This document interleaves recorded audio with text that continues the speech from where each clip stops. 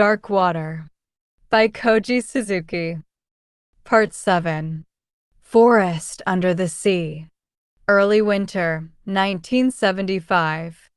The soft soil underfoot had become hard bedrock before he knew it. Once out of the woods, he suddenly found himself atop a crag.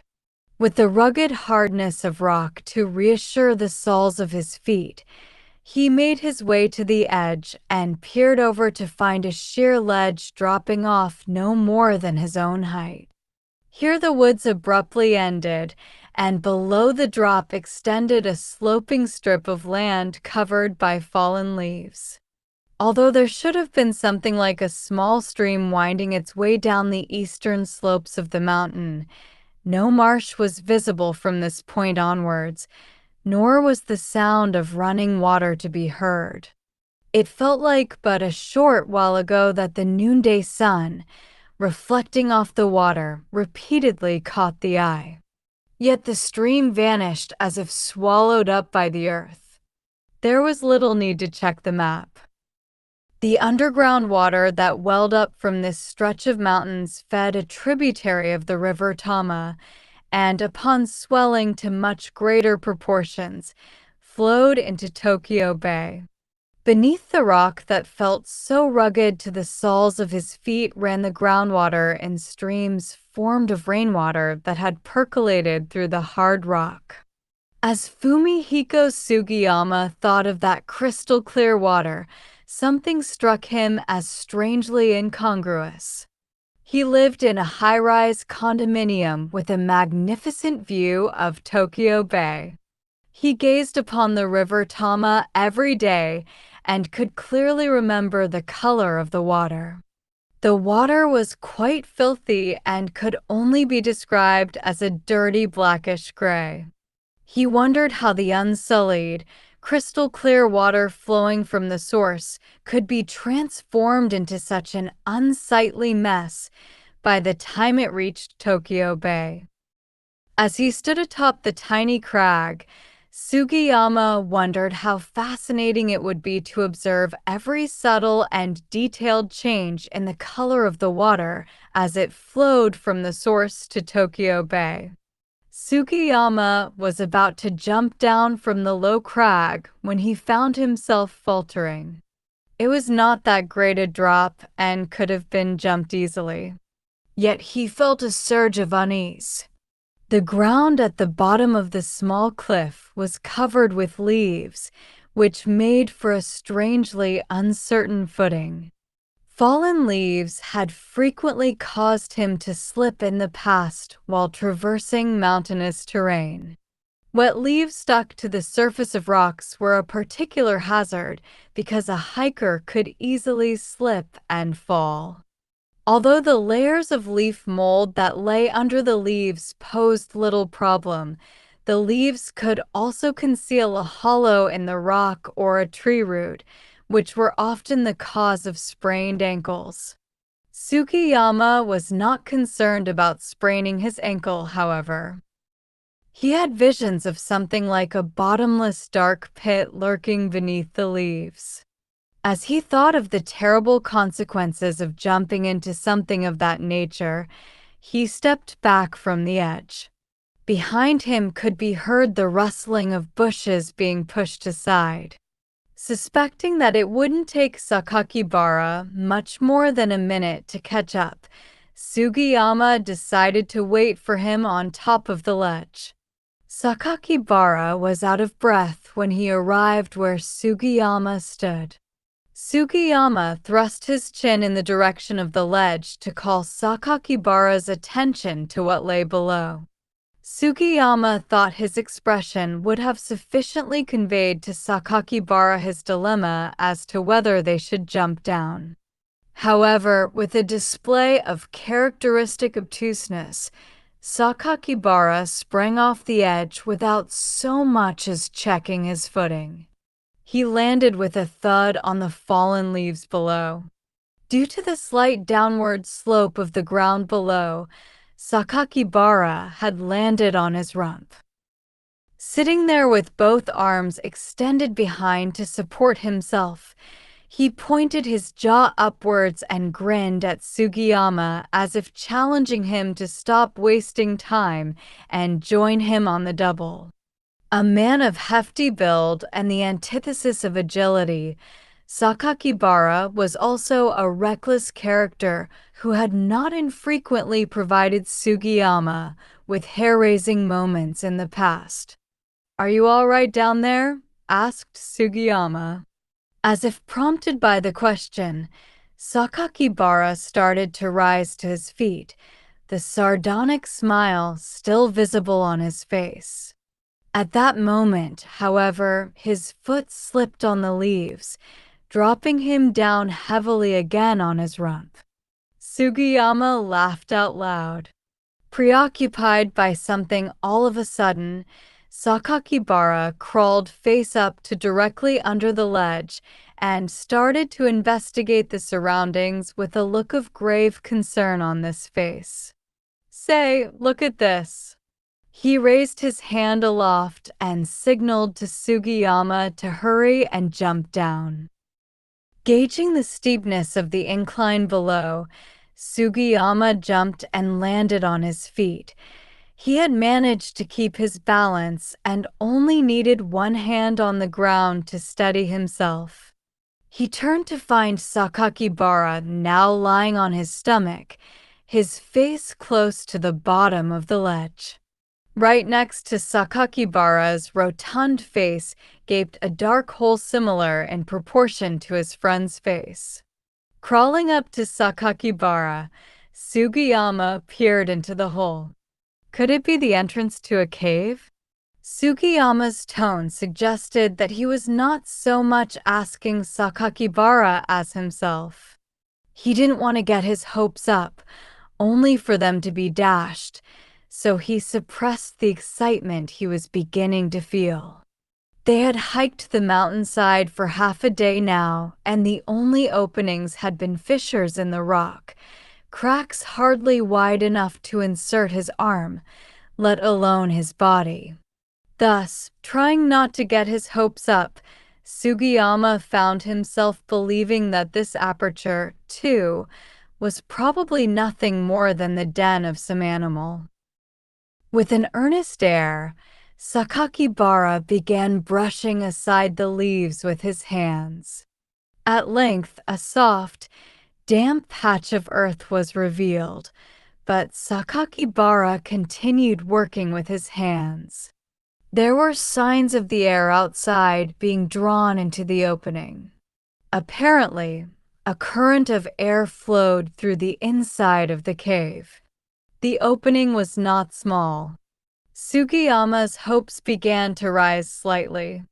Impatiently lowering his backpack to the ground, he removed a collapsible shovel and began scooping away the dirt from the lower part of the opening. After digging away for less than 10 minutes, he managed to sufficiently widen the opening for one man to crawl through. Both of them then took turns crawling halfway inside to examine the interior with a flashlight. "We've done it. No doubt about it this time." Sakakibara almost shrieked with excitement. Sugiyama finally allowed himself to be convinced. Opposite the opening was an expanse of immeasurable proportions. Air rising up the mountainside was being drawn into the opening. If they listened carefully, they could hear the faint echo of water dripping somewhere in the depths of the darkness. Could be. Although convinced that they had finally found what they were after, Sugiyama expressed a kind of reserved ambiguity. It was no simple matter to discover an underground cavern into which no man had ever set foot before. Ever since his son had been born 2.5 years ago, and especially now that his wife was expecting their second child, Sugiyama felt his appetite for adventure ebbing. He didn't find such a development totally unnatural. With 2 children to support, he was no longer able to throw caution to the wind in pursuit of adventure. He was almost resigned to never experiencing that ultimate adventure. A young man just over 30, Sugiyama was already seeing his youth slipping into shades of maturity, and this fact rankled him from time to time. Of late, he increasingly found himself releasing his grip on the accelerator on his motorbike, conscious of the risk of an accident, when he could go a lot faster and still remain within the speed limit. He'd only begun behaving this way after he'd gotten married and become a father. Such caution would have been unthinkable before. Intoxicated by the thrill, he would intuitively seek out danger and push his luck to the limits. During his teens and early 20s, he'd lived for the thrill of living on the edge between life and death.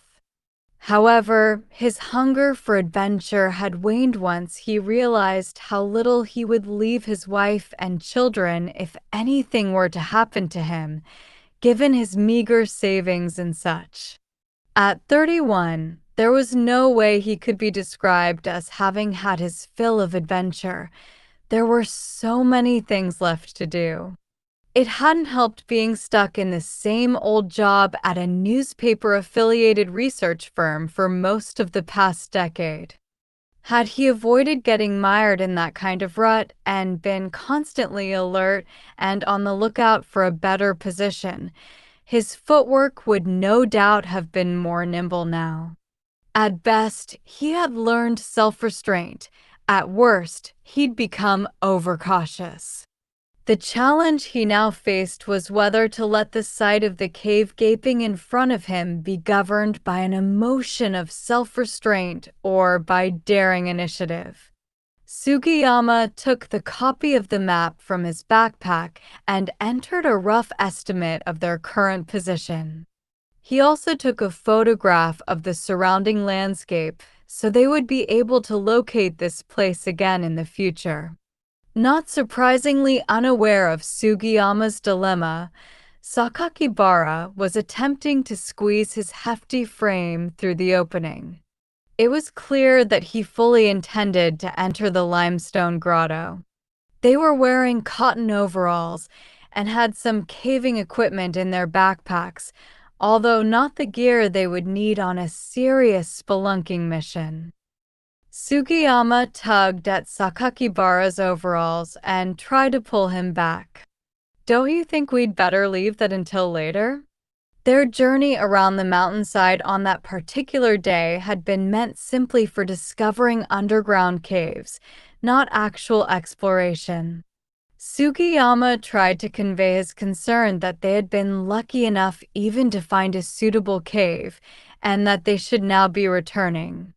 Yet he did not have the physical strength to pull Sakakibara back.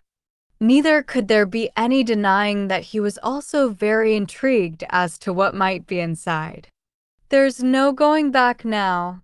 Sakakibara's tone was aggressive as he wriggled about to shake off Sugiyama's hand. Sugiyama angrily called to him and stood there tut-tutang in consternation. Yet, he also felt something snap inside and found that he was reasoning with himself. As long as we don't get trapped anywhere deep. As long as we just take a quick look inside. As long as we content ourselves with just that, nothing could possibly happen then. For 10 meters or so into the cave, there was only enough room to crawl forward in single file. In the light of his headlamp, Sugiyama could see Sakakibara's rump ahead dancing side to side as he crawled forward after him. In fact, Sakakibara's rump blocked the whole tunnel, making it impossible to see ahead. Sugiyama couldn't imagine how a man of Sakakibara's build could ever have become a spelunker. Nor could he imagine whether it had been a good idea to invite Sakakibara on this mountain hike. There was something reckless about him, and recklessness could cost lives. Sugiyama had known Sakakibara for no more than 3 years. He had met Sakakibara after joining the Pilot Caving Club in Hakioji. As a member of the Explorers Club at college, Sugiyama had taken an active interest in both mountain climbing and marine sports, devoting his youthful energies to rock climbing and scuba diving. With increasingly less time and money to spend on adventure sports once he started working, he had focused on caving as a pursuit endowed with the dual aspects of both land and sea. Rock climbing techniques were needed to traverse up and down shafts 100 feet or more in length. Moreover, water was inevitably encountered in caves, given the nature of limestone caves, grottos carved out of limestone by the solvent action of running water. Hence, diving techniques were also required whenever a caving enthusiast wished to explore a current of crystal-clear water that was otherwise impassable. Sugiyama had no sooner taken up caving before he found himself hooked. There was no lack of spelunking sites in Japan, where numerous limestone plateaus could be found. Not only that, but in the mountains not too distant from central Tokyo lay virgin stalactite grottos that could only be described as halls of wonder. Not only was caving an inexpensive hobby, it was also one that fully sated his appetite for adventure. The epitome of caving lies not in exploring grottos that have already been discovered by others, but in being the first to set foot on the virgin rock of an undiscovered cavern. There can be no sweeter taste for a spelunker than such a moment. It is said that anyone who has savored such a moment is destined to be forever addicted to caving. As he crawled forward on his belly, Sugiyama couldn't help wondering if he was actually in an undiscovered cave. This would be the first time for him. He had been avidly studying the maps for months now. He was convinced that all the signs, whether the local geological features, topography, or sinuous course of the rivers, pointed to the presence of an undiscovered grotto in this locale. The previous evening, Sugiyama had been talking about this to Sakakibara on the phone.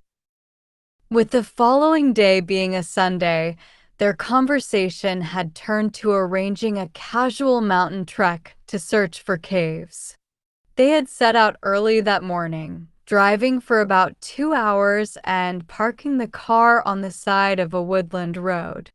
Several hours had already passed since they had left the car and begun their trek into the mountains. They must have already walked 3 or 4 miles from the road. Not in his wildest dreams had Sugiyama imagined that a casual stroll like this would lead to the discovery of a cave.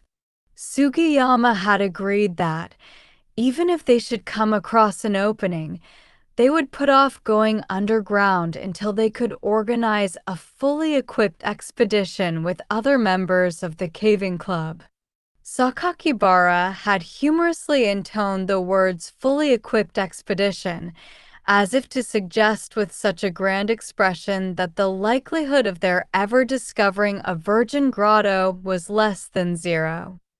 They found themselves in a cavernous dome that was probably formed by a cave-in. Yet no matter how much they illuminated the ceiling with their lights, the beams lacked the power to reach the top, thus preventing an accurate assessment of how high the ceiling reached. It must have been at least 100 feet above the floor of the cave. The cavern had opened up at the end of the narrow tunnel, and it was not until they stood that Sugiyama and Sakakibara became aware of its immense size. Upon realizing the vastness of the grotto, they were literally dumbfounded. Although prepared to encounter a dead end, They now found themselves in an enormous subterranean cavern that surpassed their wildest dreams. Limestone results from the sedimentation of the remains of sea creatures. Therefore, this area of land was at some time in the distant past located at the bottom of the sea.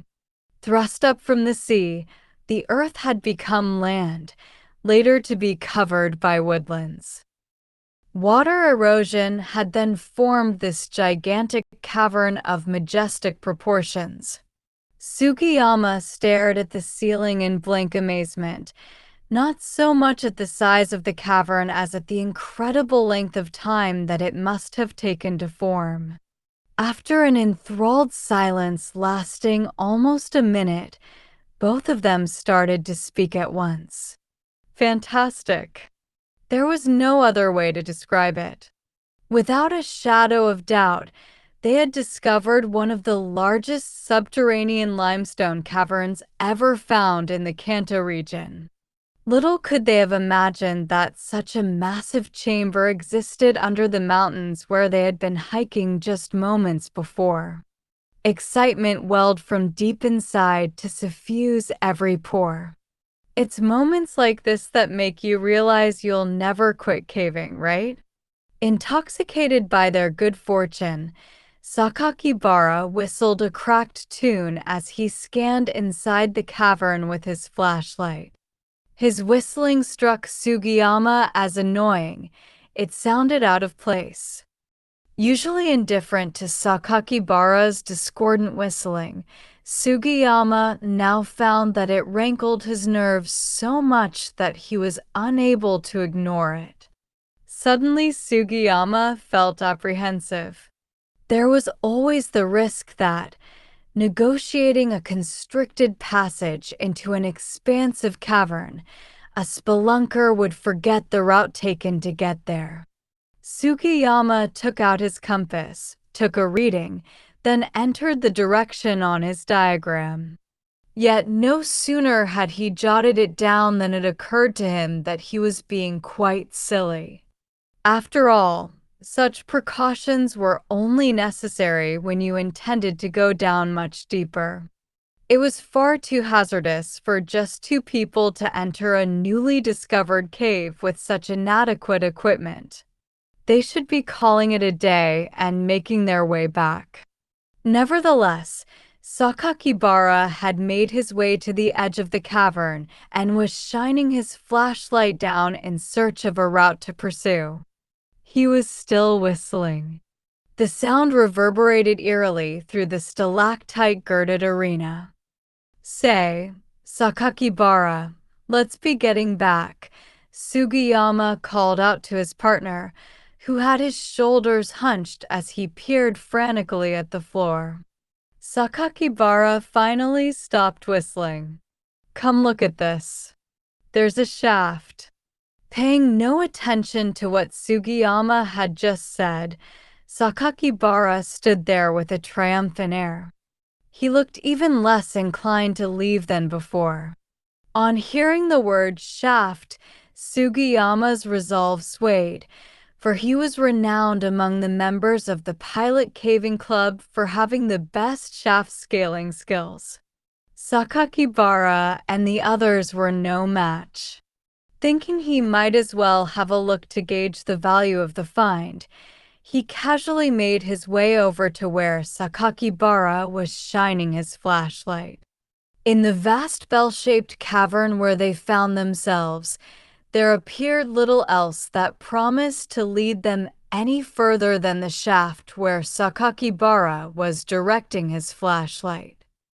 Hanging down like curtains, the walls of the cavern merged up here and there with stalagmites that extended up from the floor of the cavern.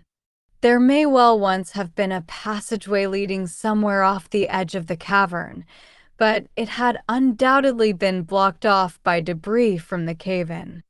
Making his way to the edge of the shaft where Sakakibara eagerly awaited him, Sugiyama peered down. The shaft slanted slightly rather than descend at a perpendicular. He could also see that the furthest extremity formed a gentle curve. As shafts went, it was not that deep and could be negotiated well enough without ropes and a ladder. Sugiyama had the chills. He was unable to tell whether it came from fear or excitement, although the tingling sensation in his veins suggested more thrill than chill. "Well, are you game?" Sakakibara whispered with a grin, as if he'd read Sugiyama's mind. Looking back, Sugiyama once again confirmed their route as far as the shaft and tried to persuade himself that this was definitely the last move. Once he had managed to reach the bottom of the shaft, he swore, there would be no stopping him making for home. Entering the ring of light from Sakakibara's flashlight, Sugiyama pressed his back into the sloping surface and began his descent. "What's it like down there?" asked Sakakibara once Sugiyama was almost halfway down.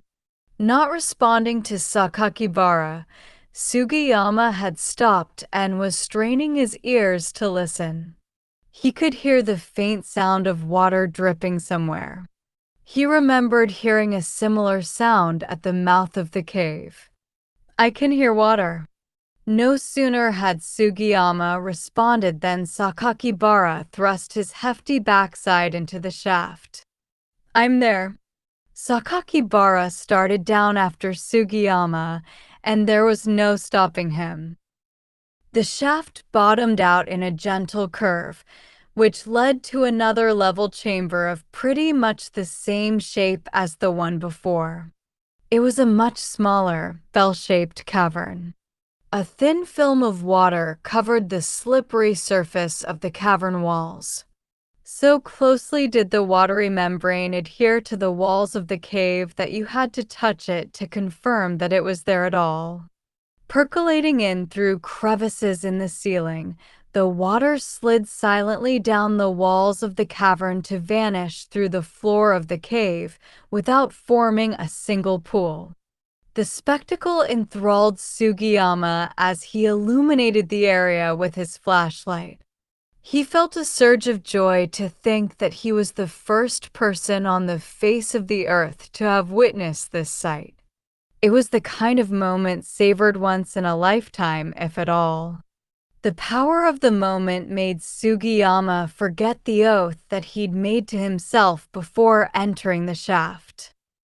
The fact that the descending water did not form pools, but disappeared under the floor of the cavern suggested that there might be quite an extensive chamber below. Sugiyama and Sakakibara began searching for a route to that chamber. All feelings of self-restraint now thrown to the wind, Sugiyama was oblivious to anything else. The bait was too tempting, and he was being lured farther down into the bowels of the earth. In one spot, Sugiyama felt a slight draft of air. A subtle current of warm air came wafting up from someplace. Sugiyama called Sakakibara over and sounded him out. Sakakibara knit his brows, deep in thought. There was no doubt about it. He too could feel air blowing up from somewhere. Yet there was no shaft visible nearby from which the air could be coming. Baffled as to where the source of the air could be, Sugiyama began moving slowly with the sensation of a faint draft on his skin. He then stood in a depression filled with piles of rubble. At his feet lay all kinds of rocks, both big and small. He used his light to survey the topography once again. The depression where he stood seemed to be shaped like a basin or circular crater. It occurred to Sugiyama that this may have been a sinkhole filled up by a cave-in. If so, all they had to do was remove the stones to uncover a shaft below. Both men began quickly shifting the stones and eventually exposed quite a large boulder. They could feel a more substantial blast of air coming through gaps under this rock. Without a doubt, this was the boulder that was blocking the entrance to the shaft. Sugiyama and Sakakibara both tried to push the boulder to one side. It tilted to reveal part of a circular opening to the shaft underneath. Releasing their grip on the boulder would result in the boulder falling back to cover up the shaft. Thus, they redoubled their efforts with one more powerful push. With the base of the boulder now facing sideways, they wedged a stone in a niche to secure the boulder in place. Now the entrance to the shaft was completely exposed. Whenever either man moved, stones at their feet would roll down into the opening, bouncing off the stalactites to create a sound that reverberated like thunder. Both men waited until all stones likely to fall had fallen and the commotion had died down. After all, they did not want stones falling on their heads as they descended the shaft. Sugiyama made up his mind. There could be no turning back now that they had come this far. He resolved to see this through to the end. Tying a rope round a rock, Sugiyama released the other end, and it fell towards the bottom of the shaft. Although he felt capable of scaling the shaft without a rope, he wanted to take every precaution to ensure a safe return. "Wait here." The tone of Sugiyama's command was calm, yet clearly a command. Although the two men were the same age, Sakakibara was Sugiyama's senior in terms of the number of years he had been a pilot caving club member. It was thus with reluctance that Sakakibara nodded in compliance with what amounted to an order from a junior. Despite their relative positions at the club, Sugiyama far surpassed Sakakibara in terms of caving technique. Given the precariousness of the footing, one of them had to remain at the edge of the opening to make sure that the end of the rope remained in place, and Sakakibara was more suited to this task. As Sugiyama lowered himself inside the shaft, he felt apprehensive once again. He wondered why, but simply attributed it to Sakakibara's annoying whistling. The man was looking down at him coolly now, all the while whistling some cracked tune. Sakakibara was all too relaxed, and this gave Sugiyama a nasty sense of foreboding. Putting his foot on a small ledge, Sugiyama assumed a rest position. He began to contemplate the nasty premonition he had just had. This was supposed to be a virgin limestone grotto, one which no human had ever set foot in until now. Yet an uninvited flash of intuition suggested to him that sometime in the distant past, someone had tried to access the shaft just as he was attempting to now. It was an impression that must have formed unconsciously from having glimpsed some evidence of a prior presence. He brought his headlamp closer to a stalactite. The longer he inspected the wall, the more apparent became the bizarre pattern fashioned there. Daubed onto the contrasting ochre of the cave surface was dark gray mud. He stretched out his hand to feel the surface. The pattern was clearly different from the cave surface. He wondered whether it was a motif that someone had intentionally fashioned there. No, he felt sure that wasn't the case. He concluded that it was more likely to have been a muddy stain on the back of someone who had passed through the shaft just as he was doing now. As this person had been passing through, the mud on his back must have rubbed off onto the limestone wall.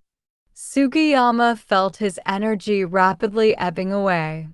The only reason he'd been tempted to this madcap adventure was the belief that no man had ever set foot in this grotto before. There was all the world of difference between being first and being second. Viewing this as as good a time as any, he called out to Sakakibara.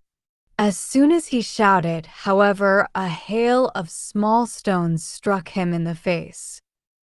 He immediately covered the top of his helmet with both hands for protection. Once the stones stopped falling, he looked up to see Sakakibara's blue overall-clad form bumbling about, and then enter and block the shaft. "Say, Sakakibara," he shouted even louder. "Hang on. I'm coming down." Unable to contain himself, Sakakibara appeared to be lowering himself down the shaft, feet first. "No, get out of there." Their ensuing argument over who was going down or up lasted but a few seconds. A sudden shower of small stones was immediately followed by a loud boom, a brief scream, and the horrible sound of crushing bone. Then, as quickly, the shower of stones subsided. The lower half of Sakakibara's body blocked the mouth of the shaft, preventing Sugiyama from appreciating the extent of the catastrophe that had just befallen him. "What's happening up there?" His voice began to quiver, for he already instinctively knew that something was very wrong.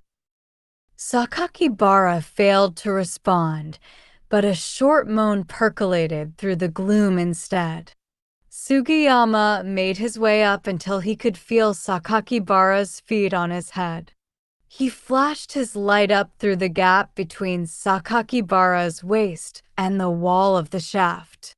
To his amazement, the space above the mouth of the shaft was no longer open. It was blocked by the boulder. He was stupefied. He felt the blood drain from his head.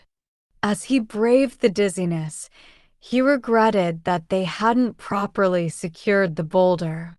With every rock slide, the boulder had tilted under its own weight to fall back to its original position, encountering and crushing Sakakibara's head in the process. It was too cruel a punishment to be meted out to someone for simply having deserted his post.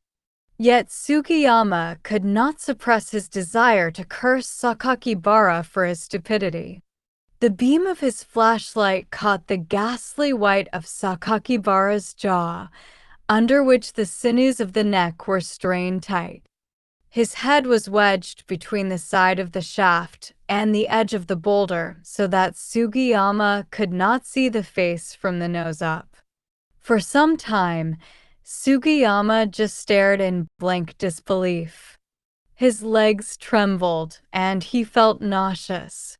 "Are you okay?" He tried to say this, but the words would not come out of his parched mouth.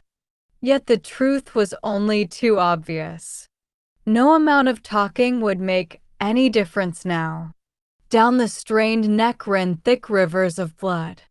Sugiyama was on the point of reaching out for Sakakibara's foot to check for signs of life, when suddenly Sakakibara's body arched backwards and began to convulse.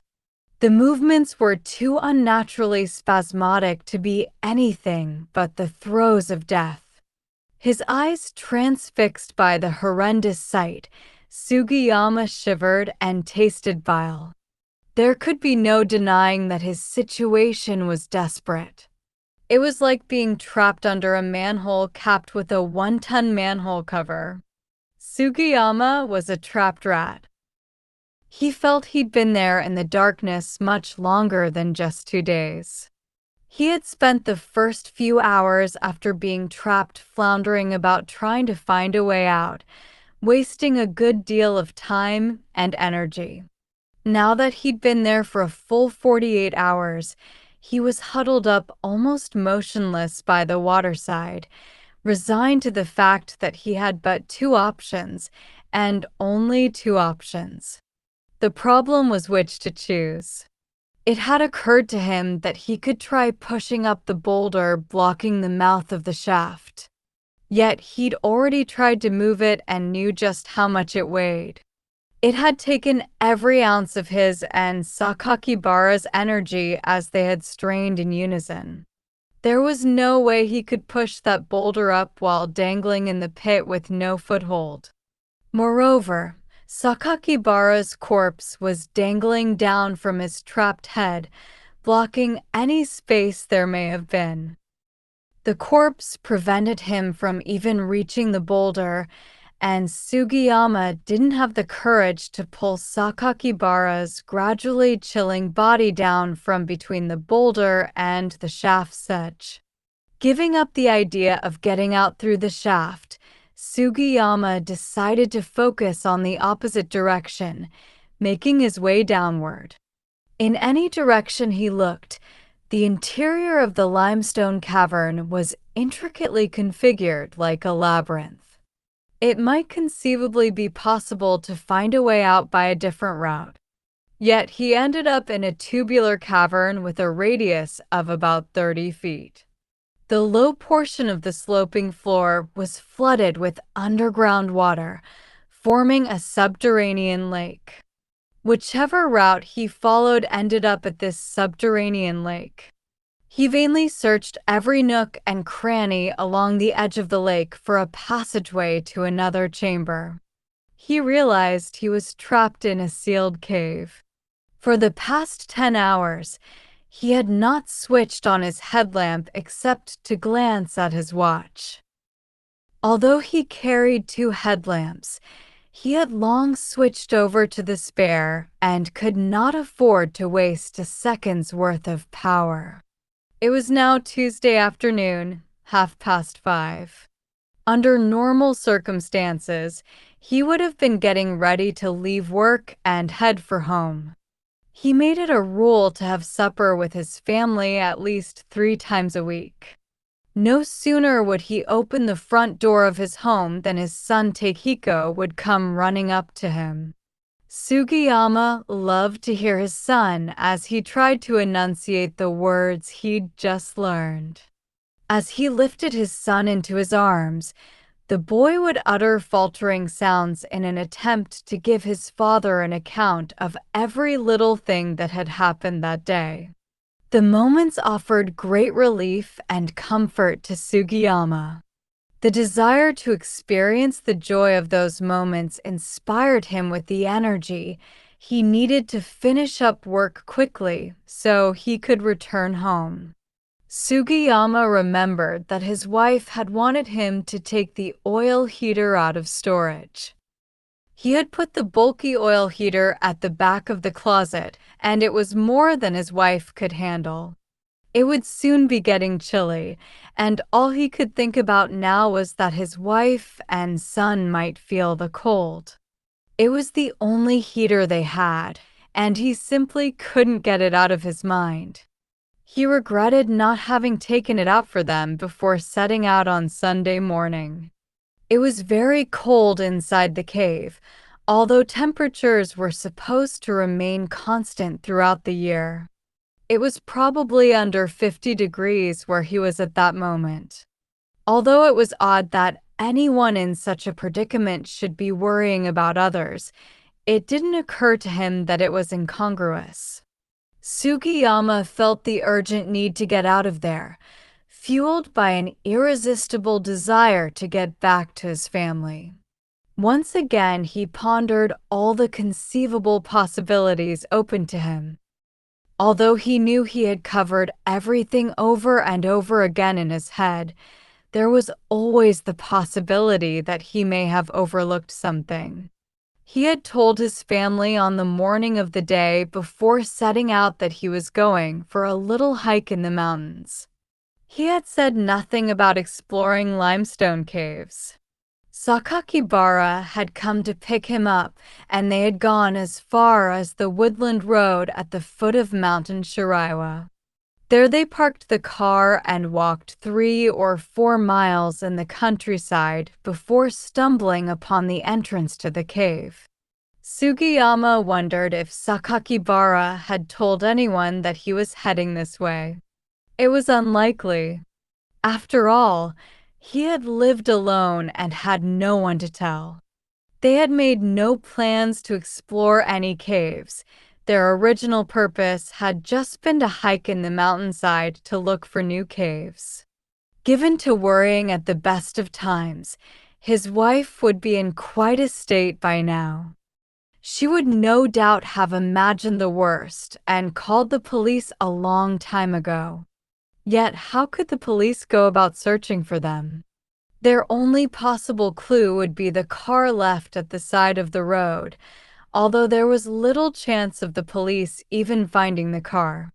Supposing they'd found the car, it was all but inconceivable that any rescue party would come his way.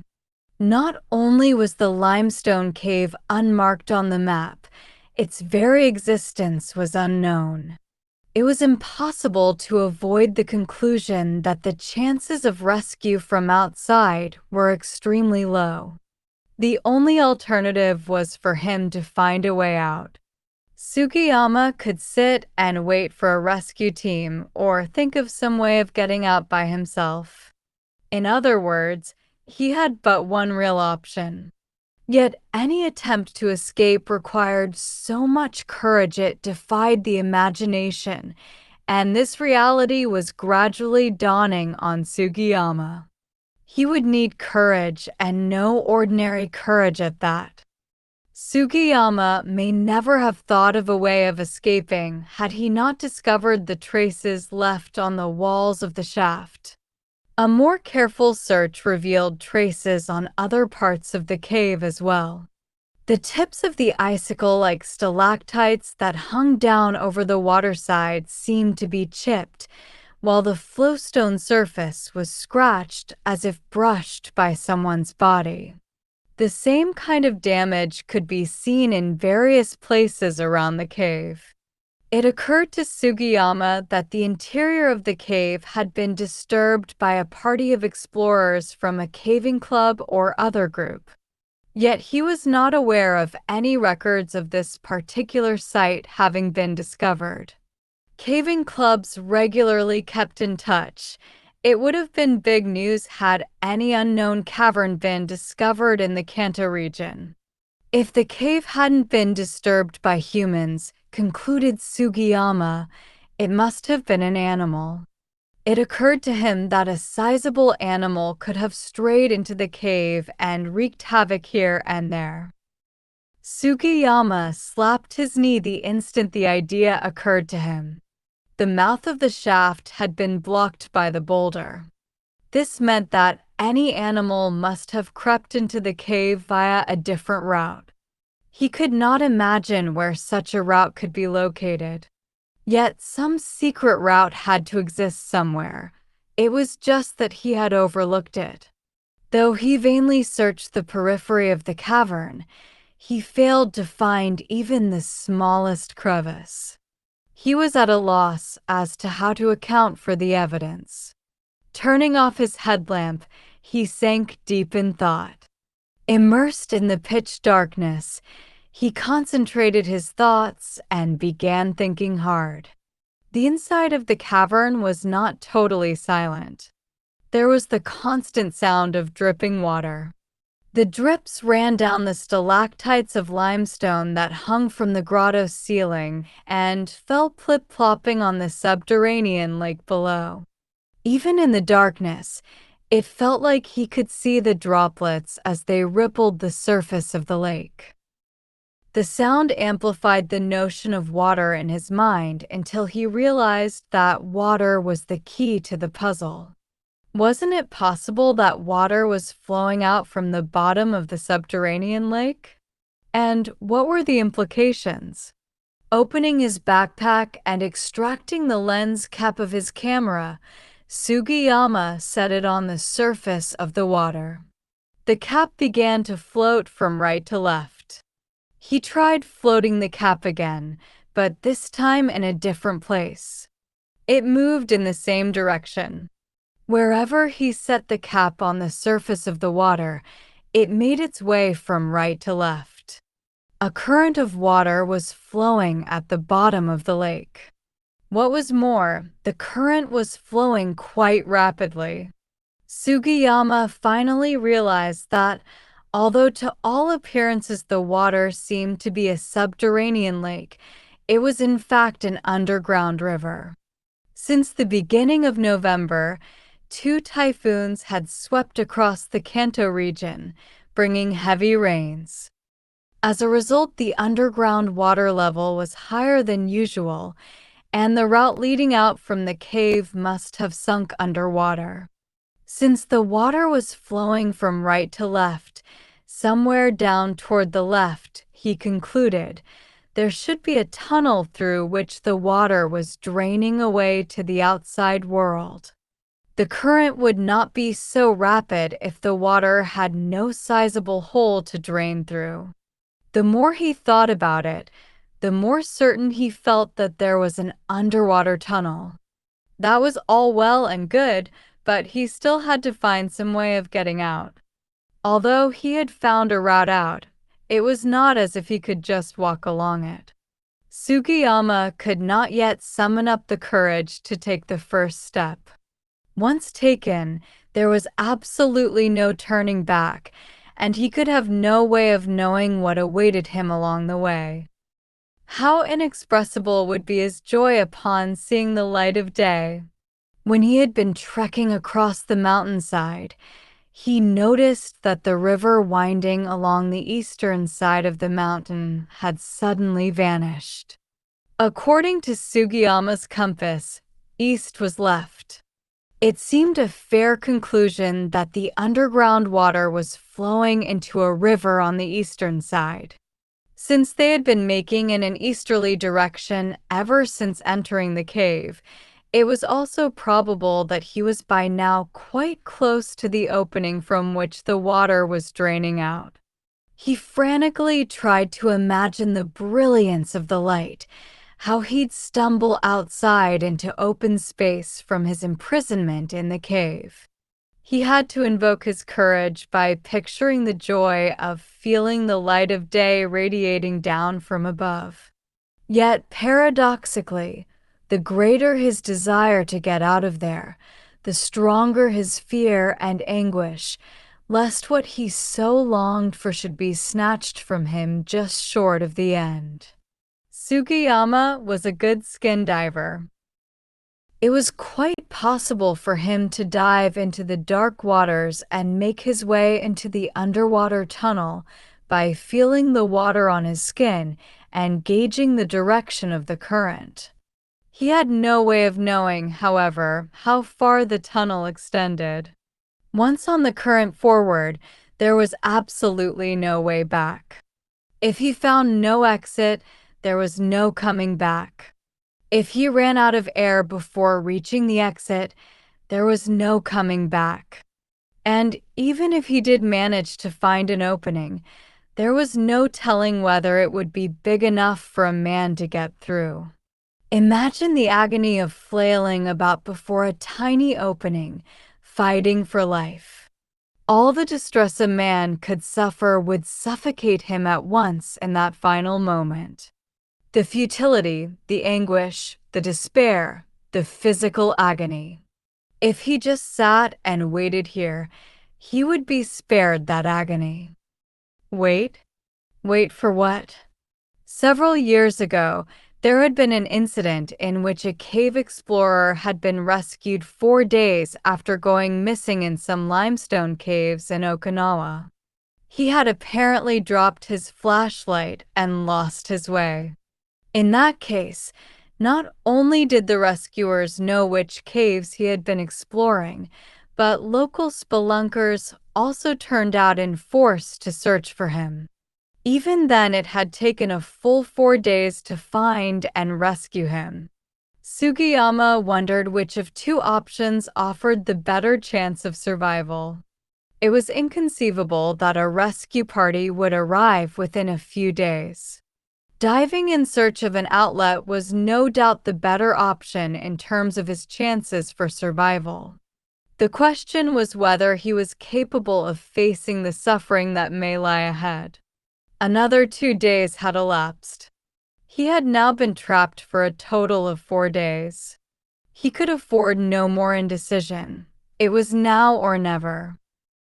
All he had eaten during those 4 days had been a box of biscuits that he always carried in his backpack as a precaution. True, he had lost a great deal of stamina, but still had enough energy left to make the dive, provided he waited no longer. However, his strength would begin to ebb dramatically in another 2 or 3 days, whereupon he would no longer have any decision to make, but be left with the default option, a slow but painless death. Any chance of being saved would have run out. Looking back on his 31 years, he began to question whether he had lived a happy life, since the life could be snuffed out at any moment now. Although he would have liked to feel satisfied with the years he'd been given, he felt angry at how thoughtlessly he had lived. There was still so much he wanted to do in life. There were all those adventures that he and his son Takehiko had in store when his son grew a little older. There was so much he wanted to teach the boy. Sugiyama hoped to instill in him the lessons of life born of his own experiences, so the boy could take advantage of the knowledge and lead a more fulfilling life, supplement the knowledge with his own, and pass it on to the next generation. This, for Sugiyama, was the real meaning of human life. Neither could he help worrying about his wife and the child she was expecting. Yet he would have to try to keep his mind free from such concerns for now. There was no end to the unfinished business that crowded his mind, the insurance settlement, the mortgage, who would take care of his elderly parents, and so on. Still, he wanted to convey his will to his son. In the fading light of his headlamp, he began to write in the blank space on the back of the map. As if trying to convince himself, he penned each letter and each phrase with firm deliberation. He rolled up the finished letter and put it into an empty film case. He sealed the case with vinyl tape, then inserted it into a waterproof pack on which he had clearly written a name and address. As a final precaution, he sealed the pack and tested it in the water. The test revealed that the little package was both buoyant enough and perfectly water-resistant.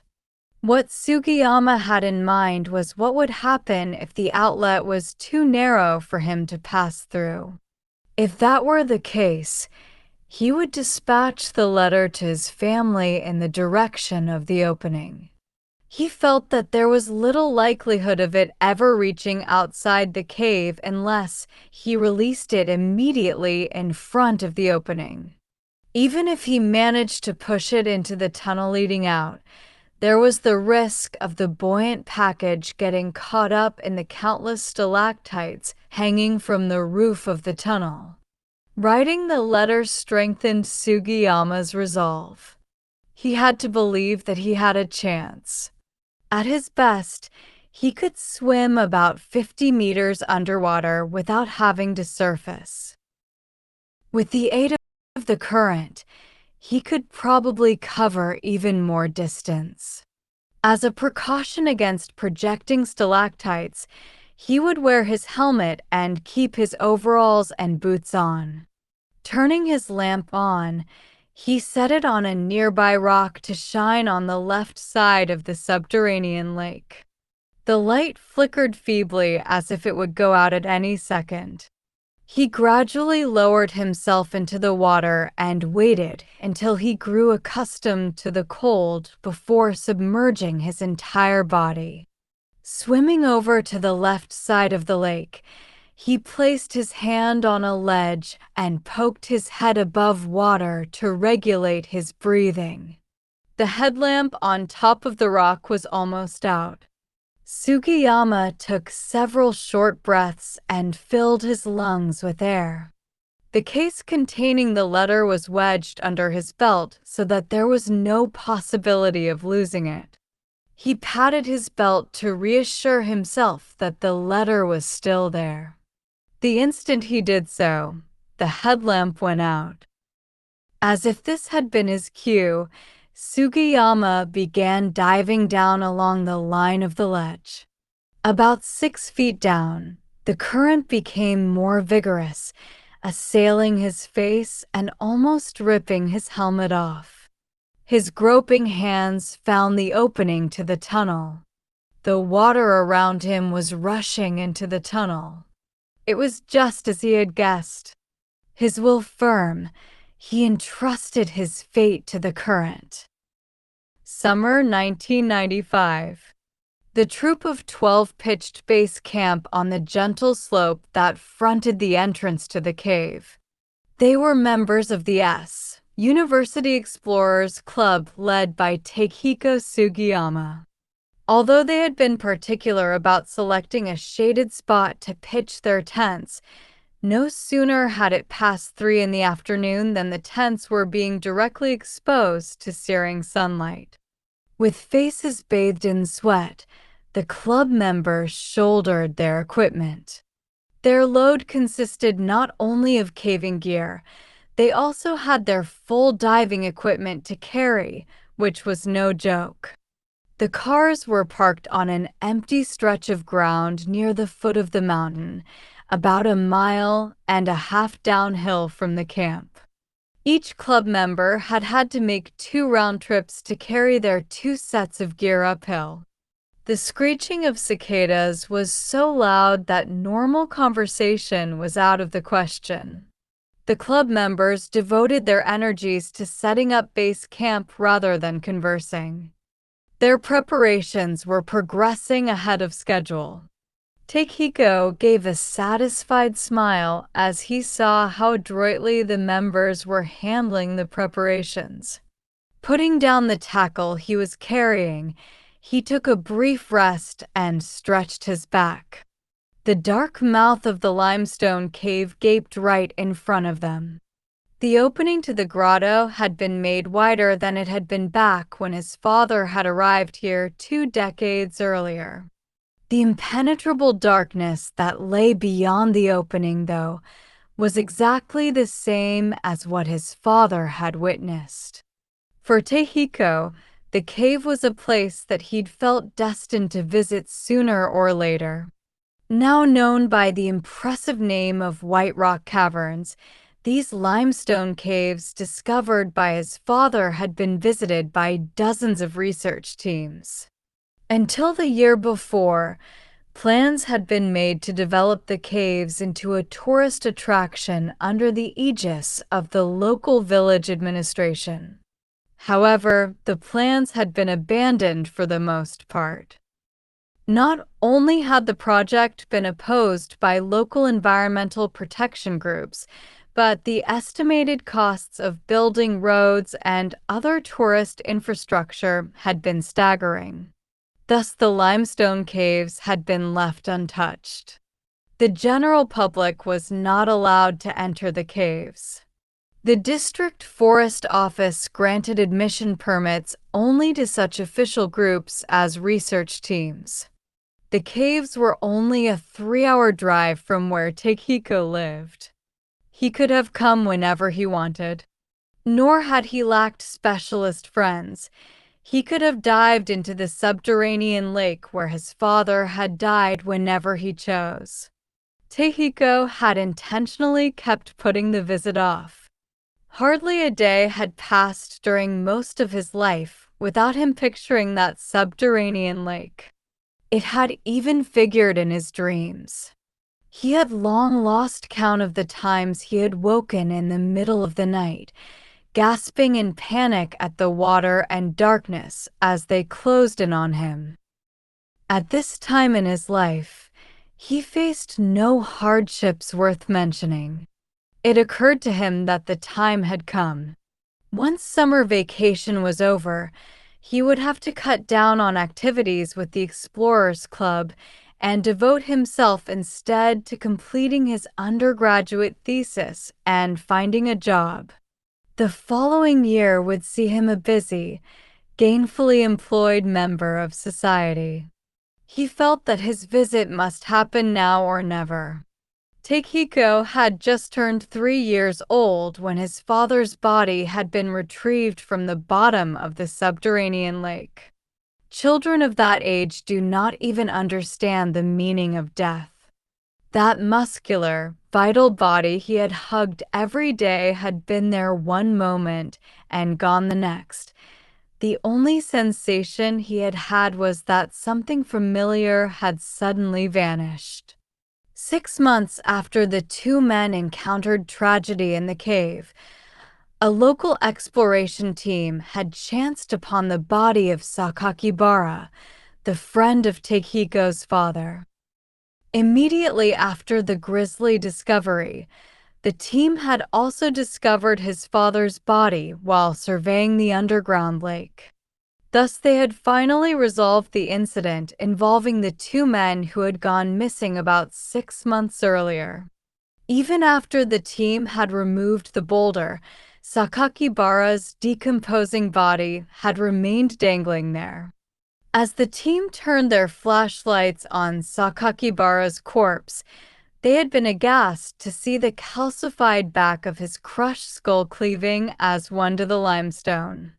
The police had explained to his mother that his father's death was probably due to temporary derangement caused by being trapped so long in the darkness.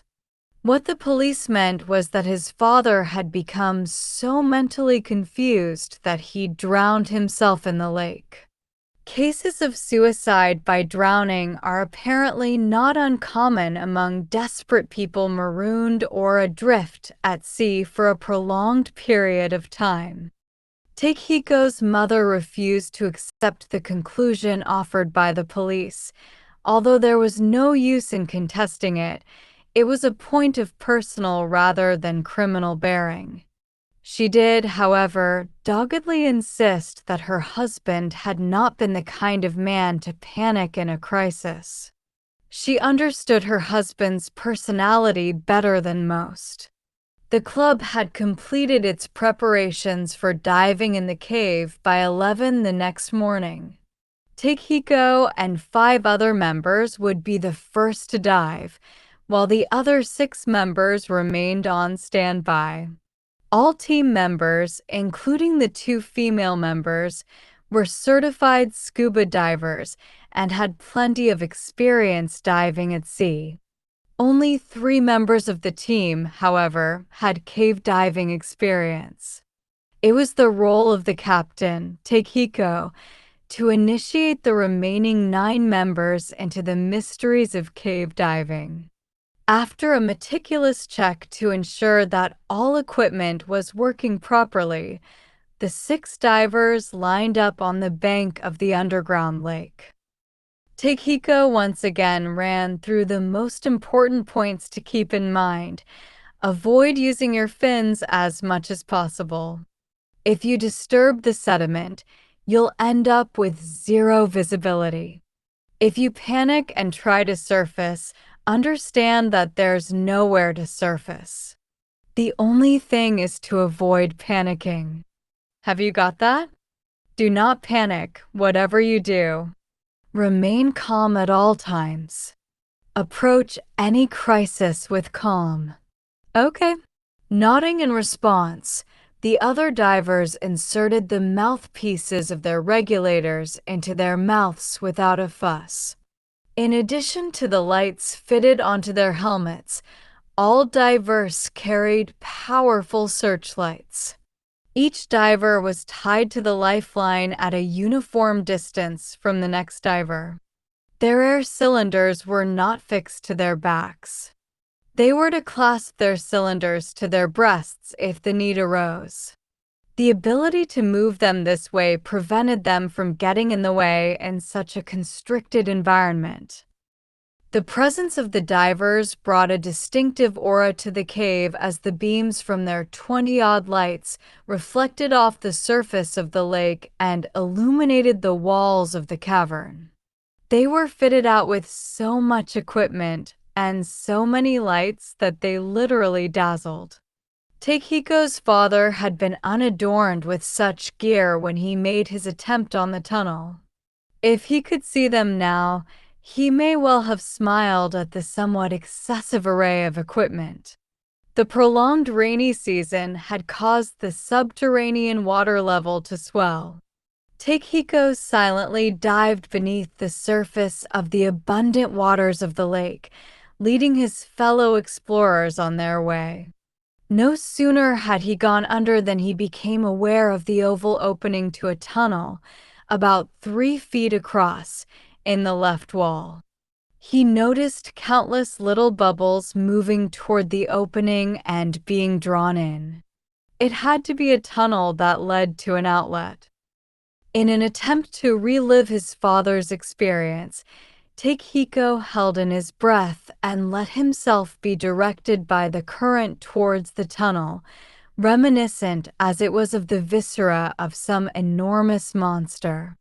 As he shone the beam of his underwater light in front of him, he could see that the stalactites hanging down from the ceiling made the passageway impracticably narrow. Although the current did provide enough thrust to keep moving him forward, he soon found himself colliding with the projecting limestone if he left everything to the momentum of the current. He discovered that it required considerable adeptness to avoid the projections just above his head and the steely jutting out from the sides. He could only make his way forward by plowing frantically through the water with his hands, while vigorously moving his flippers up and down. Even with frontal visibility, it was almost impossible to move forward without colliding with the stalactites. Takehiko lightly closed his eyes in an attempt to recreate what his father must have experienced. Yet no sooner did his eyelids shut than he had to open them again. The instant he closed his eyes, he was overcome by an intense fear as the power of his imagination transformed the stalactites into massive daggers. No matter how many times he tried closing his eyes, the sense of imminent danger forced them open again. It occurred to Takehiko that it would have been impossible for his father to make it through the tunnel uninjured. He must have suffered innumerable lacerations to his head and arms. As Takehiko pictured his father tenaciously swimming onward in pitch darkness, unable to breathe and bleeding from his wounds, he was overwhelmed by a surge of emotion so intense that he used up all the oxygen in his lungs. Just as he was about to give up hope of getting any further without breathing, the tunnel suddenly became wider, as if funneling out. Looking up, he saw what appeared to be ripples on the surface of the water. A space seemed to have opened up between the ceiling of the tunnel and the water. Takehiko surfaced and took a breath of air through his mouthpiece. He was sure that his father would have also surfaced here to refill his lungs. He pondered how he could possibly describe the majestic sight that greeted his eyes. From the gently curved ceiling hung down countless stalactites like so many straws. They descended to almost touch the top of his head, as sharp as a mass of downward-facing needles. The stalactites were up to several yards in length. Yet, sadly, Takehiko's father had been unable to see this impressive spectacle. A little further ahead, the tunnel once again narrowed to much the same constricting proportions as before. The gap of air between the ceiling and surface of the water disappeared. Takehiko decided to try holding his breath once again. The current began to slope slightly downwards, whereupon the flow of water became swifter. Yet he didn't feel this merited much concern. In his excessive preoccupation with duplicating the conditions that had beset his father, Takehiko had forgotten to take due consideration for his own safety. There was a dramatic surge in the speed of the current, and, to his complete surprise, he found himself swallowed up in a waterfall. No more than 10 feet tall, it was tiny as waterfalls go, tumbling him in the water only twice. Yet in the impact of rolling, he lost the searchlight he was holding in one hand and struck his back hard against a rock. Carried along by the current, he skidded jerkily along the tunnel. He could hold his breath no longer and was on the verge of taking another breath when he saw a vertical line rise up about a dozen feet in front of him. Pressing his back up against the wall of the tunnel, he began to draw near to the line. As he drew closer, the true nature of the line became clear. It was a fissure in the rock, measuring about 8 inches across. Water was gushing through this crevice and flowing out. This was the outlet. Through a layer of water particularly aerated with bubbles, he could clearly make out the faint light of day seeping through. Inside the fissure, the water on its way out mingled with the incoming light. With his back pressed against the rock by the surge of water, Takehiko thrust his hand into the strip of light from his contorted position. Through here it had been that his father had cast his last words.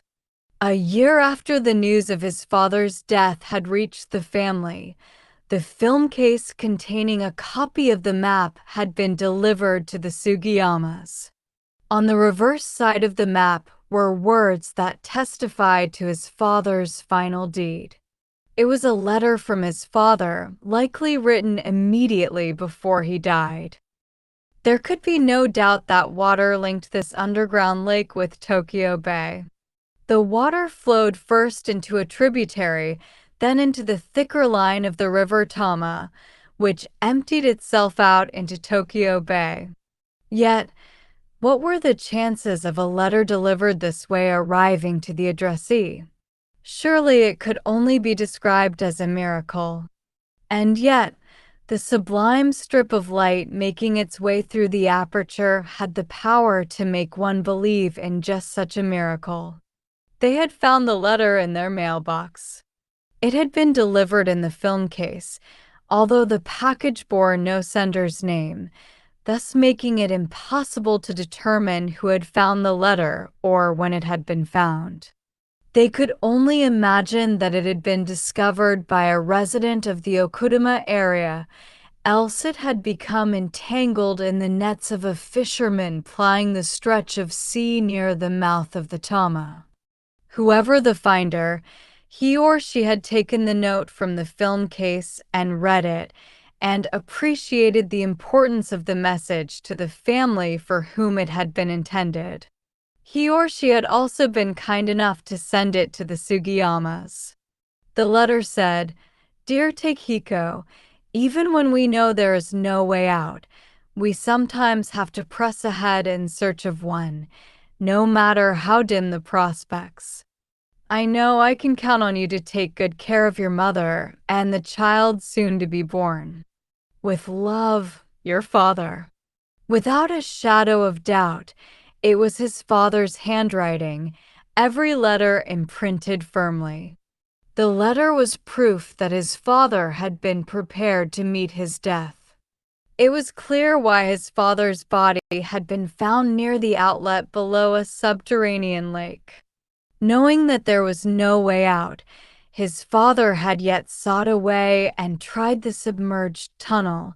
The attempt could end in failure, but at least he'd send his son a letter willing him a fearless determination to survive. He had not addressed the letter to his wife. He'd wanted to convey to his son, then too young even to read the letter, the message to be strong. The letter had proved an invaluable source of strength to Takehiko.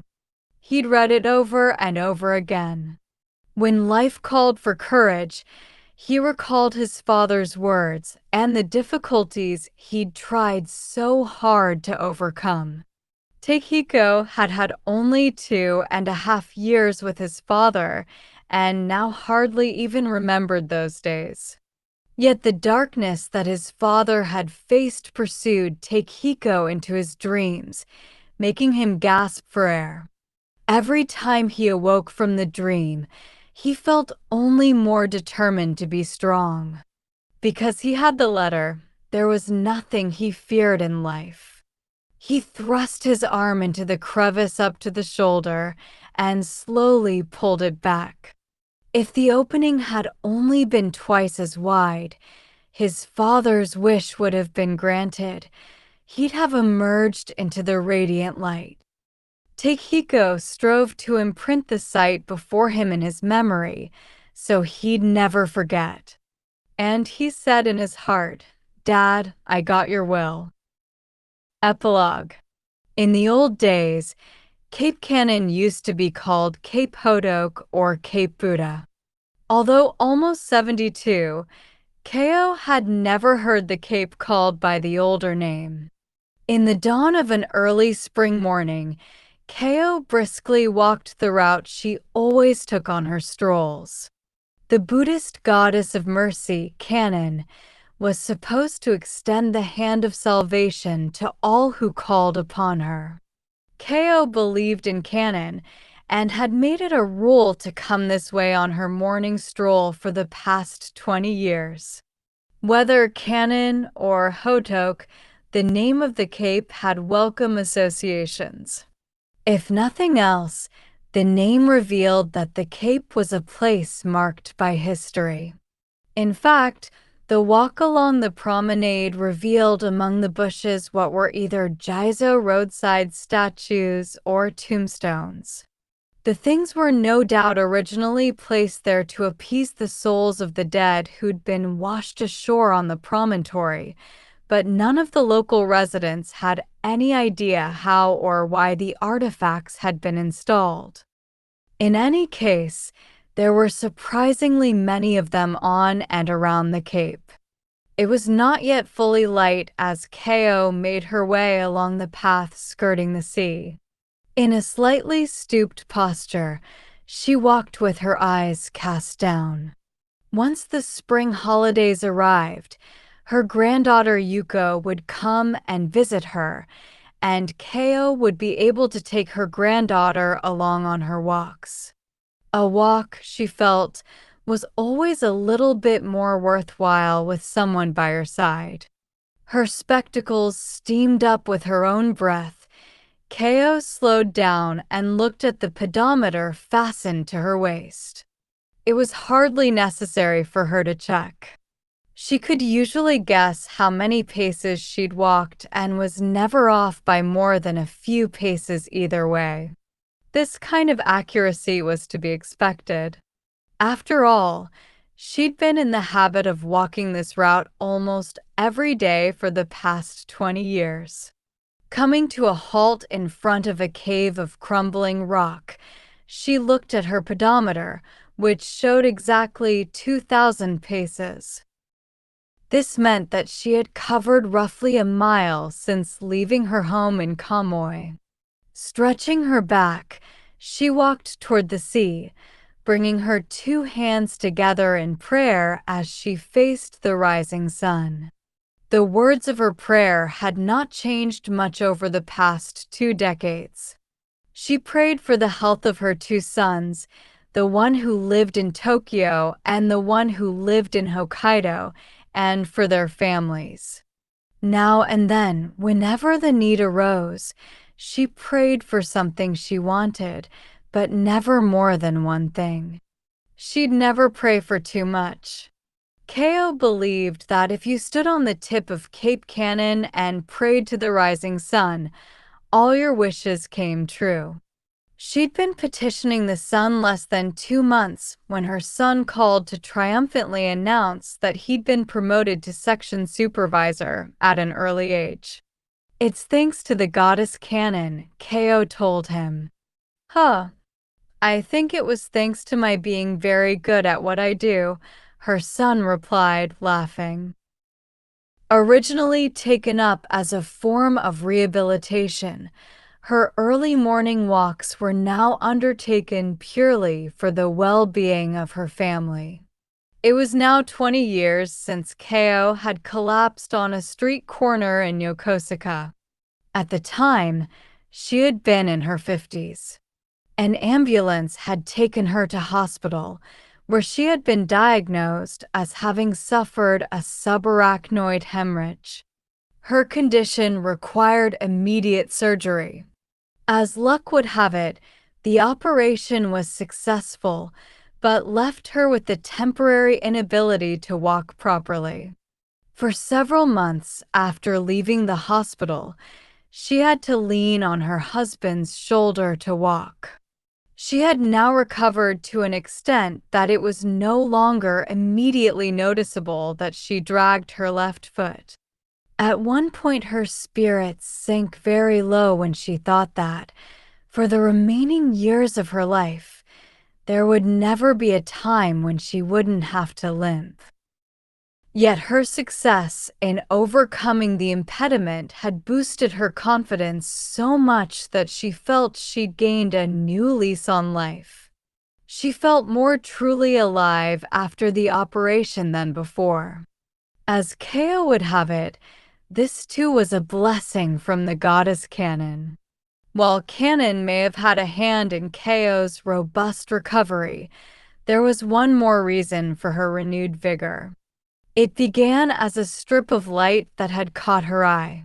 She could see it even now, for the scene had imprinted itself on her retina.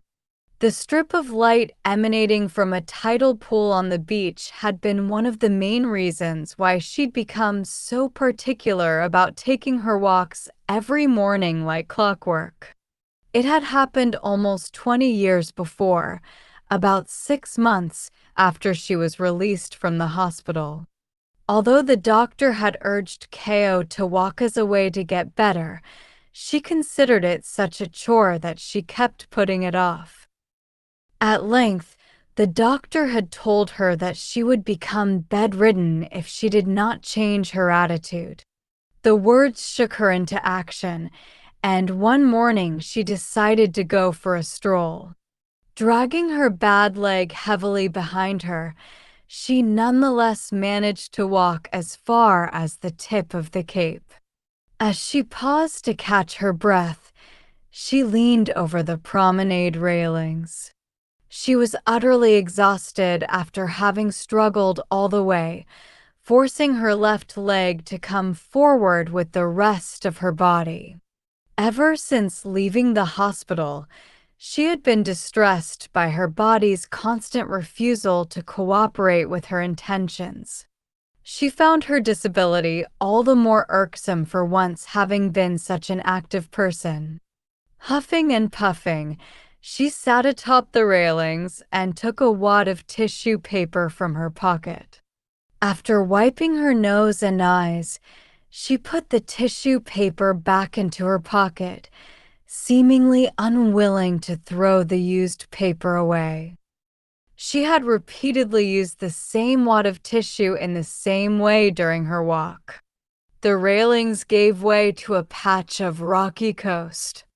The waves were breaking at her feet, and when the wind suddenly changed direction, it blew drops of spray onto her cheeks. Directly beneath the railings sprouted tufts of purplish grass. From each short, thick stem flourished a number of sprouts, giving the plant an air of great vitality. The onset of May would see the tips of these sprouts bursting forth in clusters of pale flowers. Yet it was still too early in the year for that. The plant was a species of angelica, known in Japanese as ashitaba. Ko knew the name of the plant as well as its origin. Rendered in Chinese characters, Ashitaba meant tomorrow leaf. Indeed, this plant was named so because if its leaves were picked off today, they would sprout again by tomorrow. As she looked down at the Japanese angelica and pondered how it bore witness to the life force, she felt the urge to bend down and pluck off a leaf or two. She did so not out of some destructive impulse, but out of the desire that the plant might share with her some of the life force that flowed within it. As she looked carefully at the broken stems of the leaves she'd just plucked, she noticed a yellow liquid oozing from the veins. She brought the leaves up to her nose in an attempt to detect an aroma. She could not tell whether she smelled nothing because the plant was odorless or because her runny nose had dulled her olfactory sense. "I'll have to come back tomorrow and take a look." She would have to return the next day to see whether the plant, true to its name, sprouted new leaves to replace the ones she'd just plucked. It was an ideal incentive for keeping at her daily early morning walks. She would pluck off the leaves here every day and return the next day to see if they had sprouted again. Satisfied with her resolution, she looked up. It was then that she saw it. A small strip of light caught her eye. At first, she could not determine the origin of the light. It did not seem to be radiating directly from the sun as it began to peep above the horizon. It gave the impression of having flashed brilliantly for an instant, leaving a lingering image on her retina before vanishing again. She tried training her eye on the spot where she had seen the gleam vanish. Sure enough, there it was once again. From the same angle, the gleam caught her eye, only a little less intense than before. Over there in a hollow on the rocky shore, something seemed to be reflecting sunlight as it bobbed in a pool of seawater. At a certain angle, it sent a sharp gleam to catch Keo's eye. Descending to the other side of the railings, she went to the side of the tidal pool. Careful to avoid getting wet, she squatted to take a closer look. She discovered that the source of the reflected light was a plastic bag containing a semi-transparent plastic case. It appeared as though the waves had washed it toward the rocks. The cylindrical case tossed in the water as if endowed with a will of its own.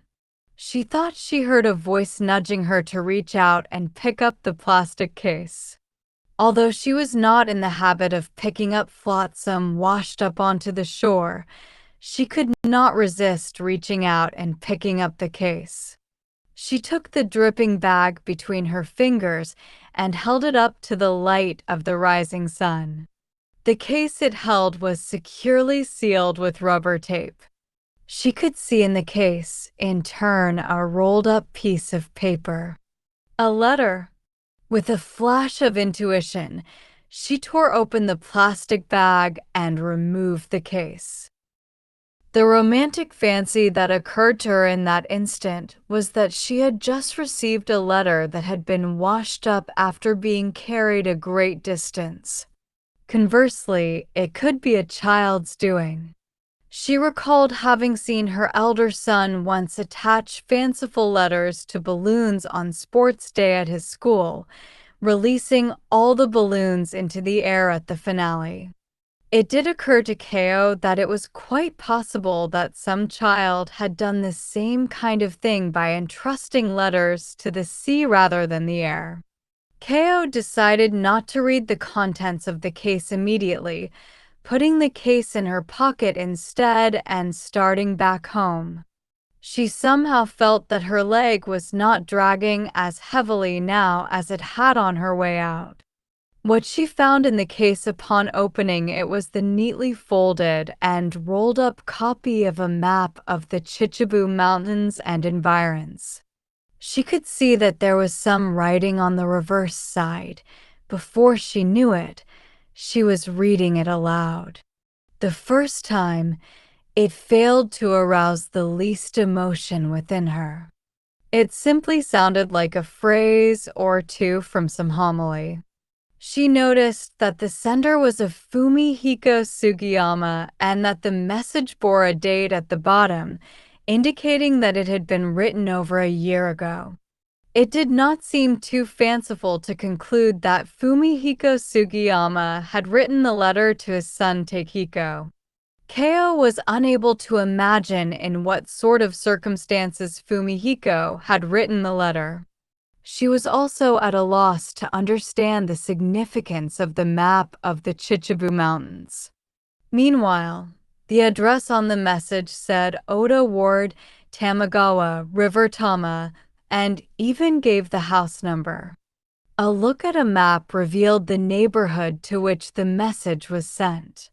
The locale was roughly on the boundary between Tokyo and Kanagawa Prefecture at the mouth of the River Tama.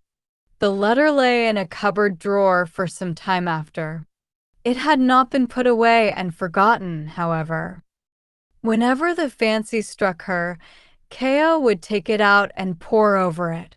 The more often she read the message, the more the lines gave off the aura of a powerful will. It occurred to her that this force could become all the greater if the letter were delivered to the intended recipient.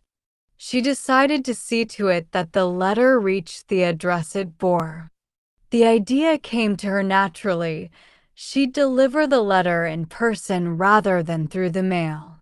During the fortnight or so that she had pored over the letter, she sensed that the letter had imparted strength to her.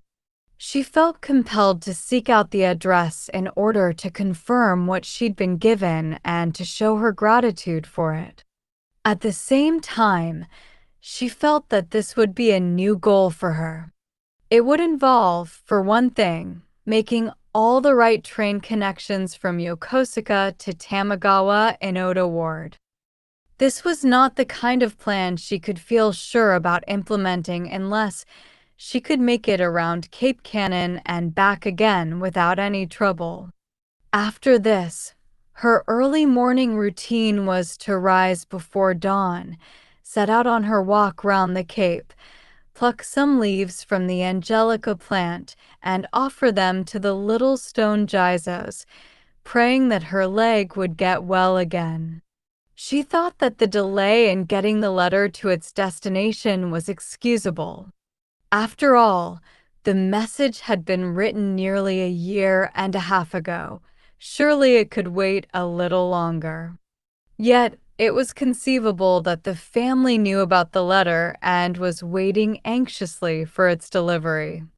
The thought jolted Keo out of her complacency and spurred her on in her efforts to rehabilitate her leg.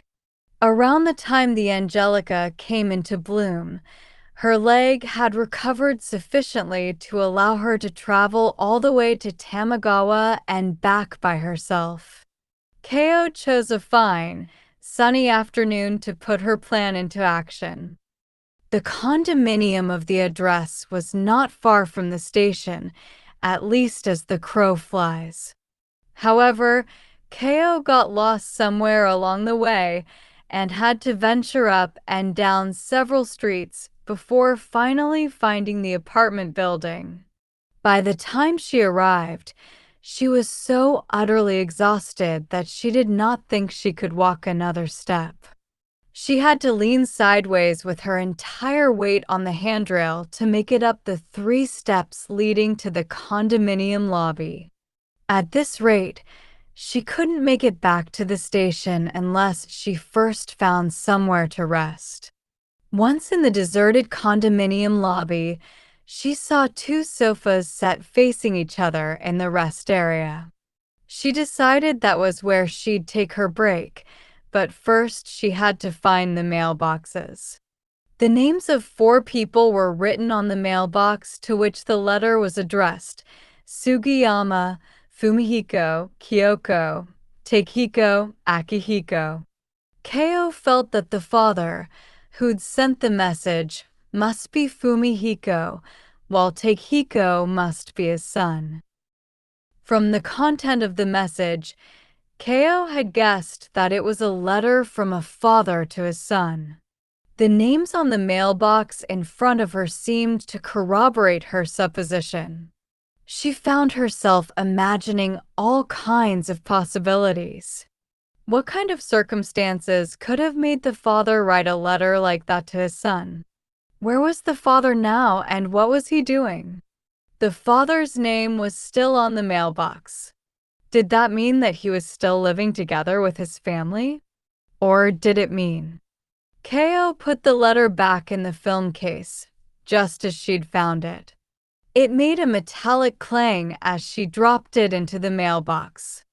The sound reassured Keo that it had finally reached its intended destination. She had done her part. It was with a mixture of fatigue and satisfaction that her small frame sank to rest on the sofa, there to give herself up to various imaginings. Suddenly, some activity seemed due in the deserted lobby. She looked over to see a little boy of about 4 or 5 who'd pushed open the glass door of the entrance with all his might. "Mom, hurry," the boy yelled. At that moment, his mother was trying to get up the steps to the condominium with a baby carriage containing a screaming infant. As she lifted the carriage, she leaned sideways on the handrail to get up the 3 steps, just like Keo. Once up the steps, the mother entered the door her son was holding open. Her son ran ahead again to open up the way for his mother, jumping energetically up and down as he went. Making his way to the mailboxes, he again started jumping to try to reach the family's box, but fell short. His mother caught up, quickly retrieved the contents, and held them up high. The boy let out a cry of protest, his eyes fixed on the film case as though it were some treasured prize. He started jumping higher than ever.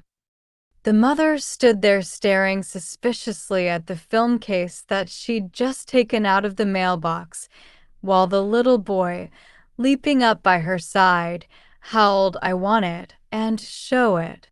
Then the elevator doors slid open, and the 3 of them disappeared inside, leaving the lobby to be completely engulfed in the same deserted silence that had pervaded it before their arrival. In the silence, the baby's screams and the little boy's howls lingered in Keo's ears. Before the sounds could die down completely, Keo stood up laboriously. The clamor that pressed itself into that brief instant in time must have left a deep impression indeed. A full score years later, Keo could still see that little boy springing up and down. "I know I can count on you to take good care of your mother and the child soon to be born." These had been the final words of the father to that little boy, and even now it was with a poignant delight that Keo remembered his vibrant little face, so full of life. Naturally, Keo had memorized the whole letter. Towards the end of the previous summer, she had recited the letter to her granddaughter Yuko, telling her that it was a piece of treasure washed up by the sea. After listening to the words, her granddaughter had stared back at Keo dubiously. The girl clearly didn't understand how the words amounted to any kind of treasure. Indeed, even Keo could not say for certain that she understood the truth that lay behind the message. Yet there could be no denying that no matter what that truth may be, it had suffused every inch of her body and provided spiritual support. She'd started to take morning walks every day, and her left leg had begun to heal ever since, and was by now almost fully recovered. It would soon be the spring holidays. It would not be long before Yuko would arrive to stay with her. Ko plucked off a leaf from an angelica and offered it to a roadside statue. As she hurried home, she bounced with life. The end.